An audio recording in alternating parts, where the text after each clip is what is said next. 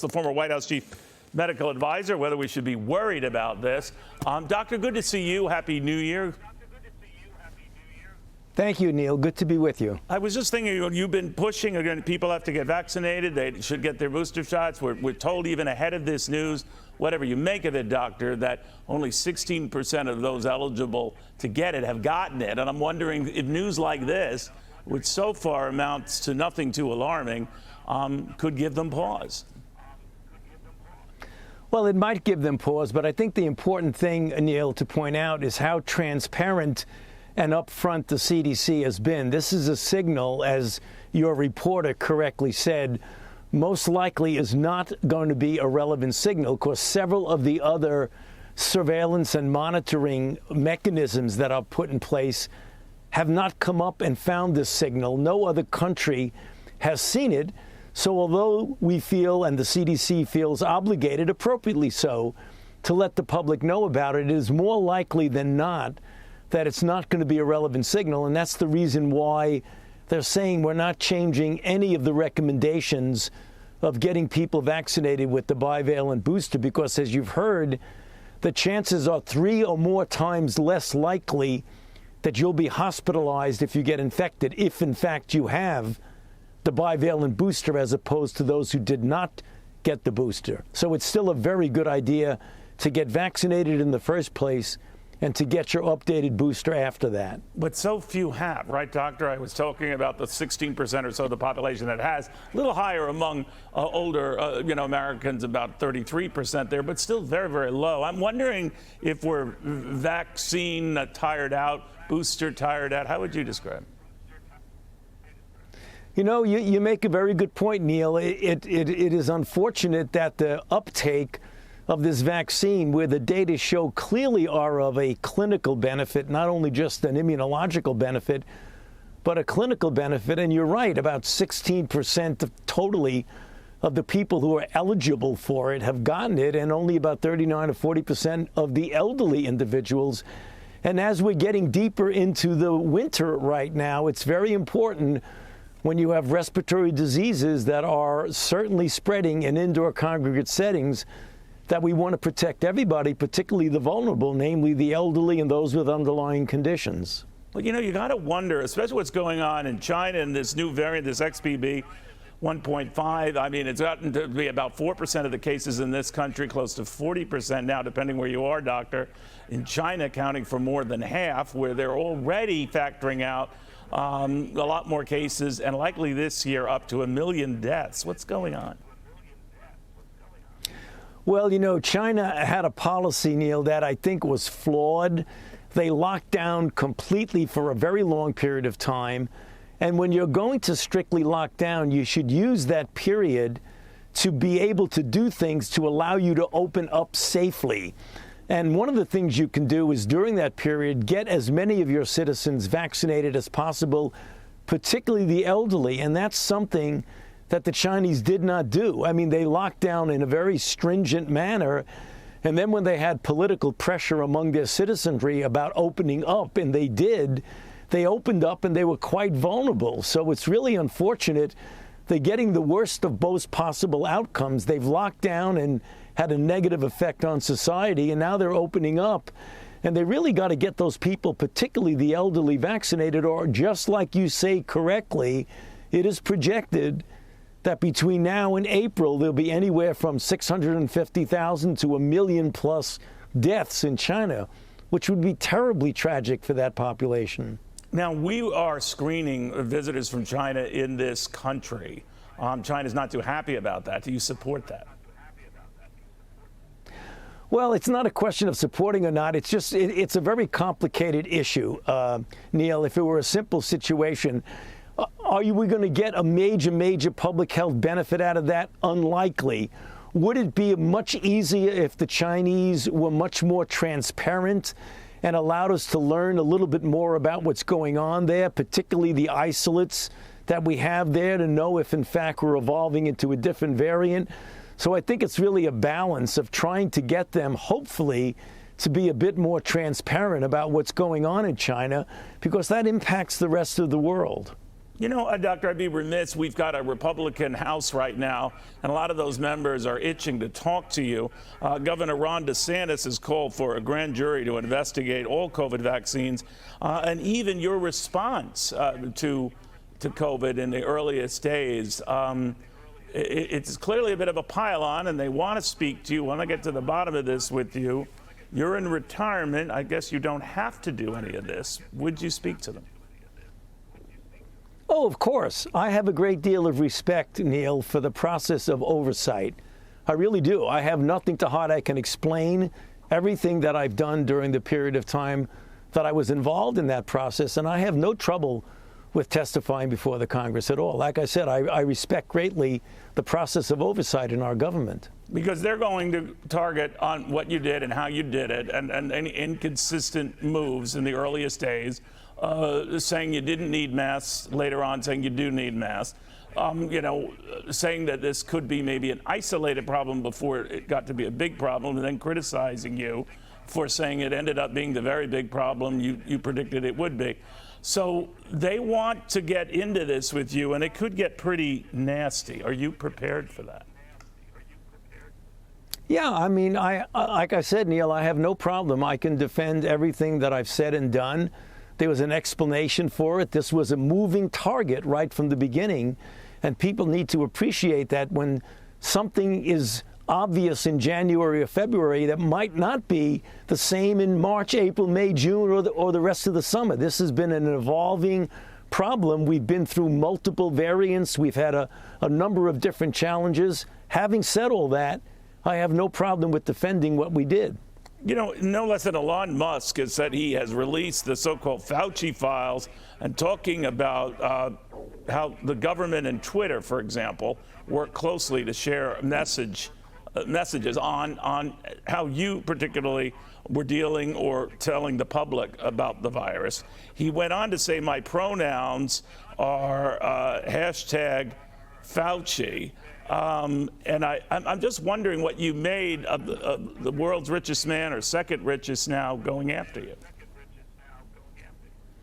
I have no idea what he's talking about, Neil. I wish I did.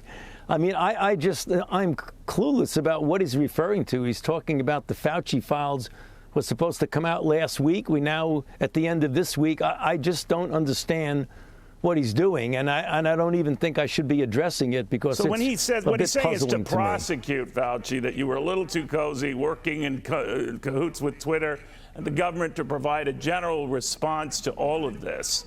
But he's never released details of that. I don't know if that's forthcoming.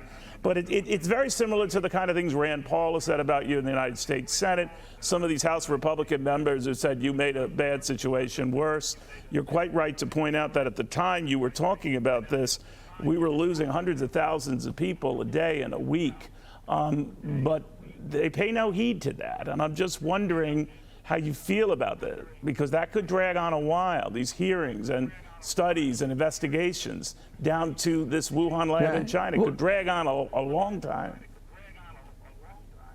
Yeah, it could. And what will be, will be. Like I said, Neil, and I'll repeat it again, I have a great deal of respect for the process of oversight. I have absolutely nothing to hide at all.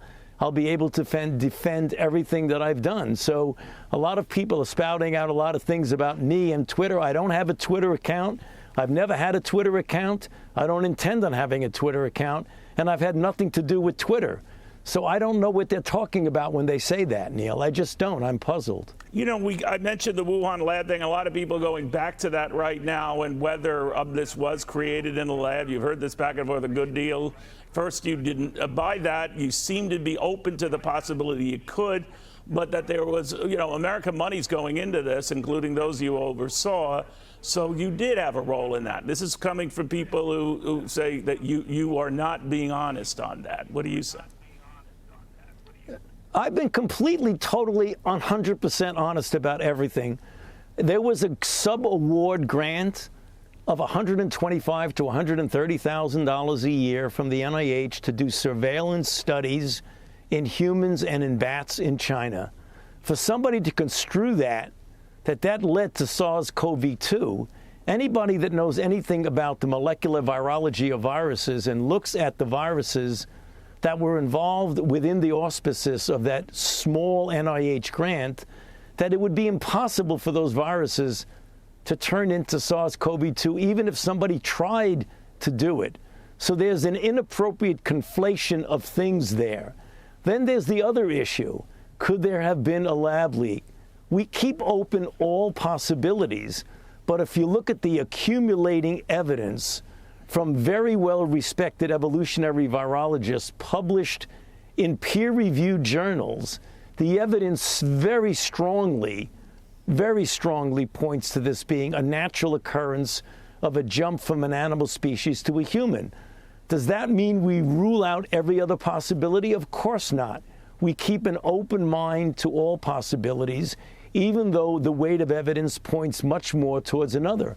I've said that right from the beginning, Neil, so any misconstruing of that is just really nonsense, and that's the reason why I have no trouble defending everything we've said and everything we've done.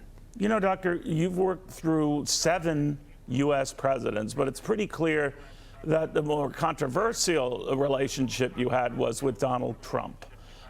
You have said in a number of interviews, including here, that personally and when you were with him, it was a very polite, professional relationship. I think you expressed some consternation what you would hear when you were not together, what the president was saying about you, and what he and other administration members from the Trump White House have said since.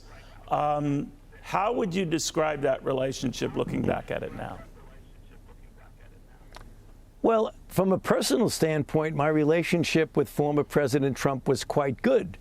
We interacted very well for a considerable period of time.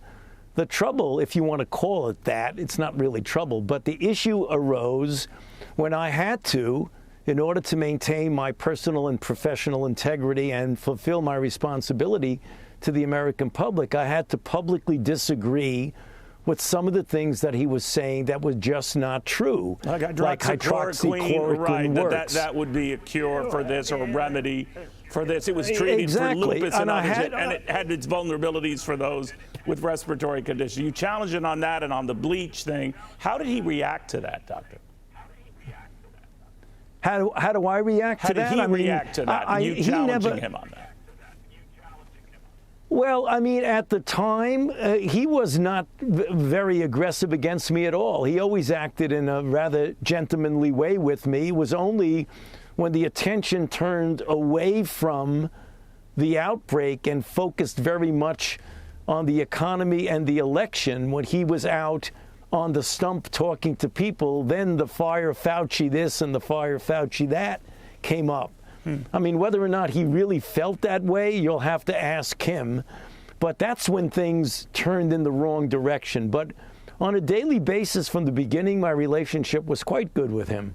You know, Doctor, looking at your past and all the years you served in capacities, the list of outbreaks you've had to handle are staggering. HIV, Ebola, you had the Zika thing, you had the bird flu, obviously the pandemic flu, COVID. It seems that every few years we're dealing with something of this magnitude. Now, COVID was in its own case, I get that. But we seem vulnerable as a world population, as a species, for these things. What do you think?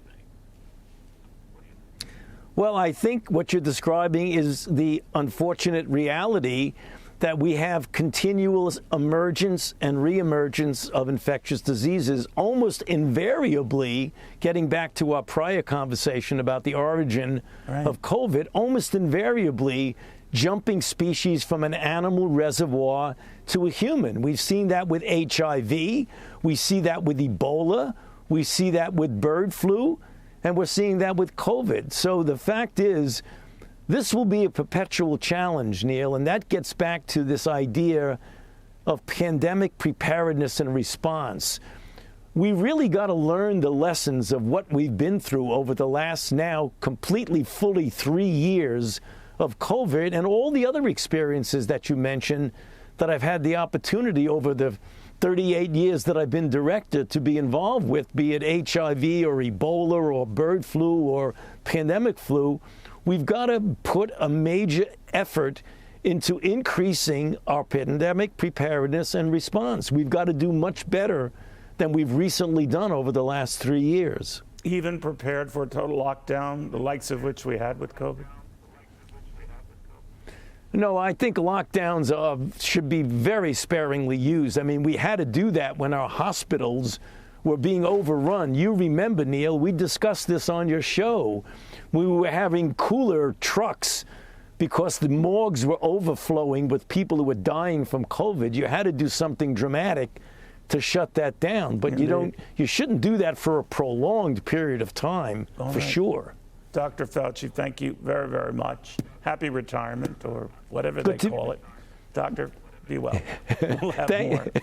Thank you, Neil. Good to be with you. Hey, Sean Hannity here. Hey, click here to subscribe to Fox News YouTube page and catch our hottest interviews and most compelling analysis. You will not get it anywhere else.